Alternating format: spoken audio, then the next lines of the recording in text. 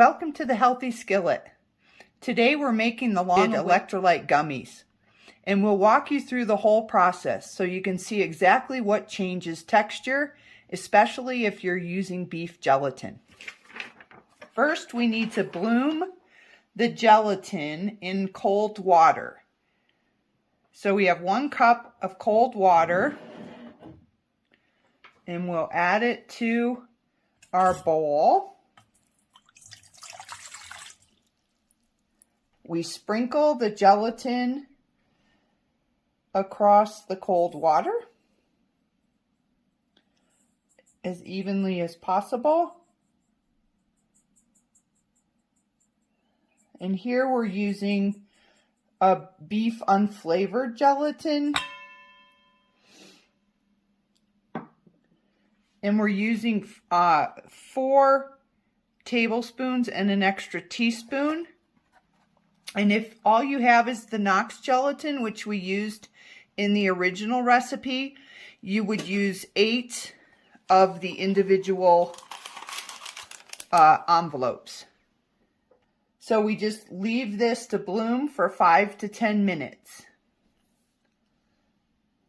And it will absorb the water. And so what we're seeing here is fully hydrated gelatin.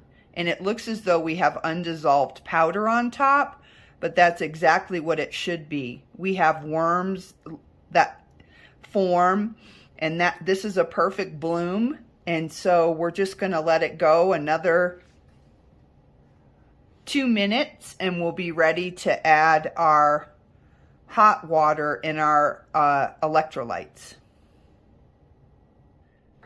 And in preparation, we've lined a baking sheet with parchment, and we're going to add our molds to it. Not sure that I need all 3, so I'm just doing 2. And we have silicone gummy molds, and you can get these at Walmart. And there's our timer. So this is a perfect bloom. And if you skip this step, you'll end up with grainy gummies. So we're going to add our last cup of water, and we don't want it boiling, just warm enough to dissolve. And you never want to boil it. So we've just gently warmed it. And because we're adding electrolytes, I'll add the electrolytes at this step. Mixing the electrolytes in the warmer water until they've dissolved. Then we've not jeopardized the blooming process for the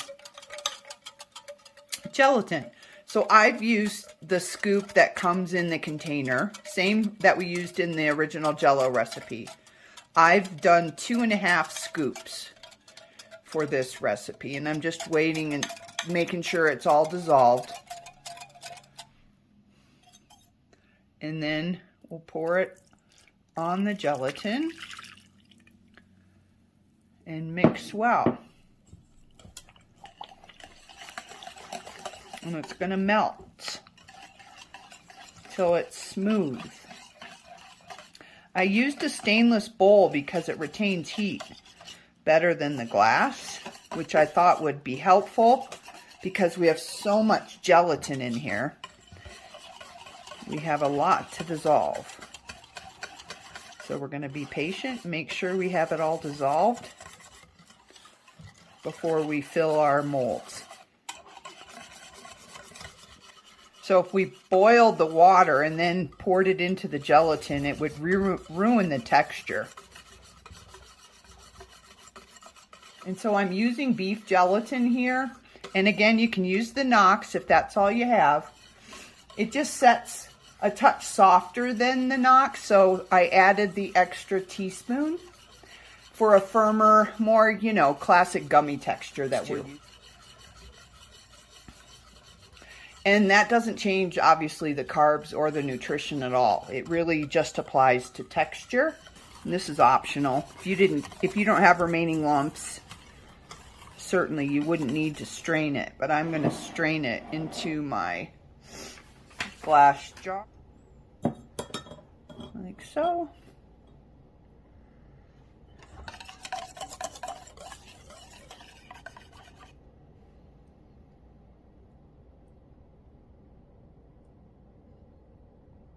Just to make sure there's no lumps left.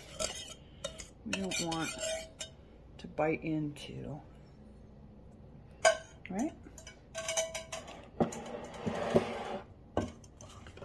So just a few, not bad. So, but I think that that's a valuable step. And so now it'll make it easier to add the mixture. So I'm going to use this ketchup mustard. You can buy them Amazon, Walmart, anywhere like that. But I think this is going to be much quicker than using a little baby turkey baster. So this will be easy peasy to pour in.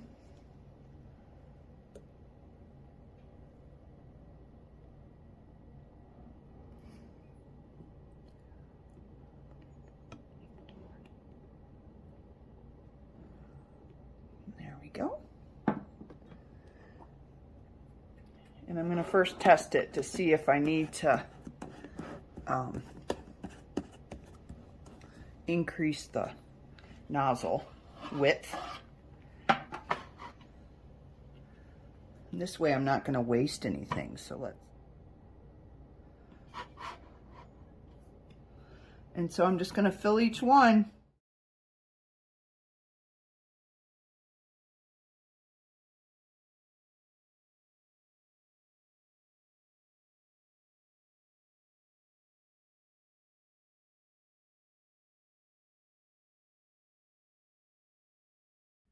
So as you can see, it's filled quite a few molds. There's 50 in the bears each.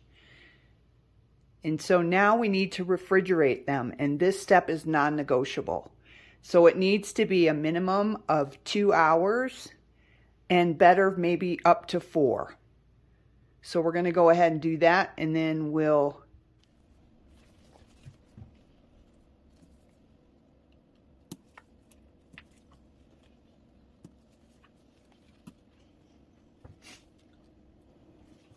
and now we're going to take the big mold, see how that works like this. Oh, ooh, they're set really well too. These are bigger now, obviously you can see. So.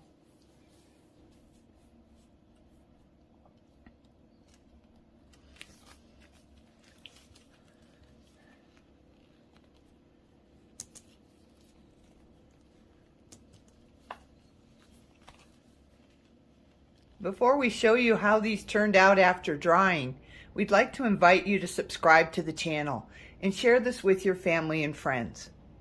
Alright, these have been drying on the counter for 18 hours.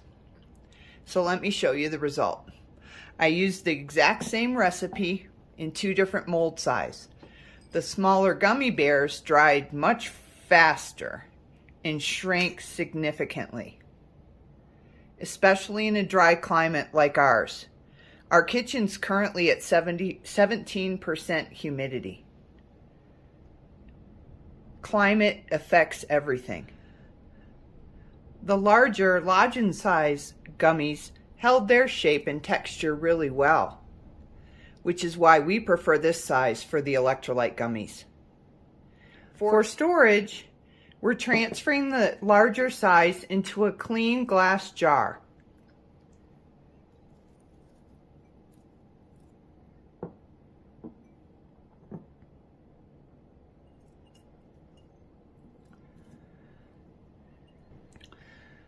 After that, I close the lid and store them in the fridge. Same recipe, just different mold size and drying time. And that's the final result. Thank you so much for watching, and we'll see you for the next video.